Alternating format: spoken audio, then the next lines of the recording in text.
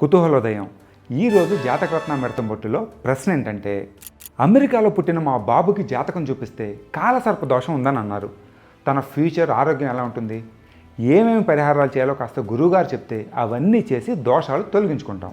దానికి జాతకరత్న సమాధానం, అమెరికాలో ఉన్నా కానీ జాతకాలు చూపిస్తున్నందుకు, మాలాంటి వాళ్ళని పోషిస్తున్నందుకు ధన్యవాదాలు.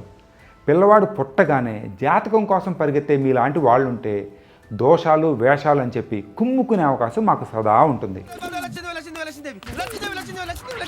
మీ అబ్బాయిది మహర్జాతకం, పంచమ స్థానంలో పంచగ్రహ కూటమి ఉంది.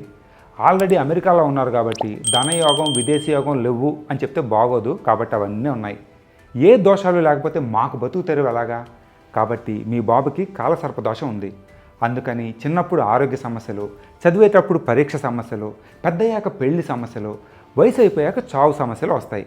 ఎలాగో అల్లారు ముద్దుగా పెంచుతారు కాబట్టి పెంకి వేషాలు వేస్తాడు. పరిహారాలు ఏంటంటే, శ్రీకాళహస్తిలో రాహుకేతు పూజలు చేయించండి. ఇండియా ఎప్పుడు వచ్చినా పనులన్నీ పక్కన పెట్టి శ్రీకాళహస్తి వెళ్ళండి. చిన్నప్పుడు జ్ఞానప్రసూనాంబ అమ్మవారి నాగాభరణం, పెద్దయ్యాక గోమేధికపు ఉంగరం పెట్టండి.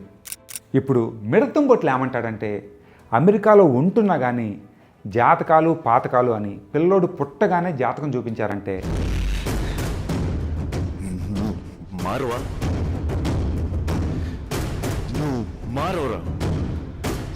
చిన్న పిల్లవాళ్ళకి ఆరోగ్య సమస్యలు కాలసర్ప దోషం వల్ల రావు, సరైన పోషకాహారం ఇవ్వకపోవడం వల్ల వస్తాయి. అసలు కాలసర్ప దోషం అంటే ఏంటి, ఇది ఒక్కసారి చూద్దాం. భూమి చంద్రుడు వేరువేరు ప్లేన్స్లో తలాల్లో తిరుగుతాయని, ఆ ప్లేన్స్ ఇంటర్సెక్ట్ అయ్యే ఊహాజనితమైన పాయింట్లకి రాహువు కేతు అని పేర్లు పెట్టారని ఇంతకుముందు తెలుసుకున్నాం. సూర్యుడు చంద్రుడు లాంటి వాటితో పాటు ఈ పాయింట్లకి కూడా ఒక గ్రహం హోదా ఇచ్చేసి నవగ్రహాల్లో కలిపేశారు. ఆ పాయింట్లను కలుపుతూ ఒక లైన్ గీస్తే సర్కిల్ 2 ముక్కలు అవుతుంది. సూర్యుడు చంద్రుడు, బుధుడు కుజుడు శుక్రుడు గురుడు శని ఇవన్నీ కదులుతున్నప్పుడు ఏదో ఒక టైంలో ఇందాక గీసిన 2 ముక్కల్లో ఏదో ఒక ముక్క వైపు ఉంటే దాన్నే కాలసర్ప దోషం అంటారు. ఇది ఒక న్యాచురల్ ఫినామినా, సహజ ప్రక్రియ. 2026లో దాదాపు 55 రోజుల పాటు ఇవన్నీ అలా ఒకవైపునే ఉన్నాయి. అనగా ఇది ఎప్పుడో ఒకసారి జరుగుతూ ఒక గంటలోనో రోజులోనో పోయే అరుదైన సంఘటన మాత్రం కాదు. ఈ ప్రపంచంలో రోజుకి సుమారు 3.5 లక్షల మంది పిల్లలు పుడుతున్నారు. ఈ లెక్కన ఈ ఏడాది దాదాపు 2 కోట్ల మందికి ఈ దోషం ఉండాలి.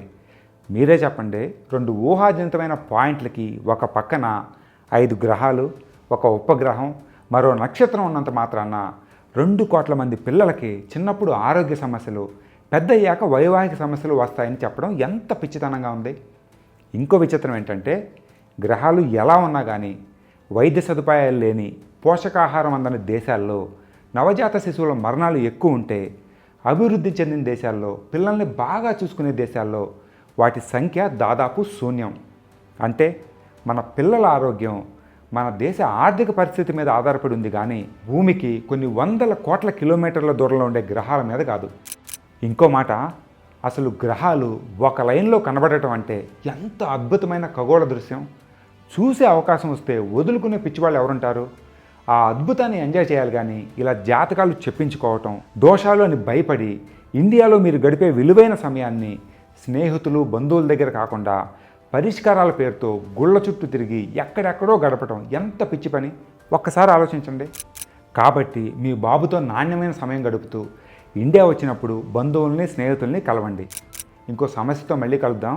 కుతూహలంగా ఉండండి. కుతూహలశాలను మాత్రం చూడండి.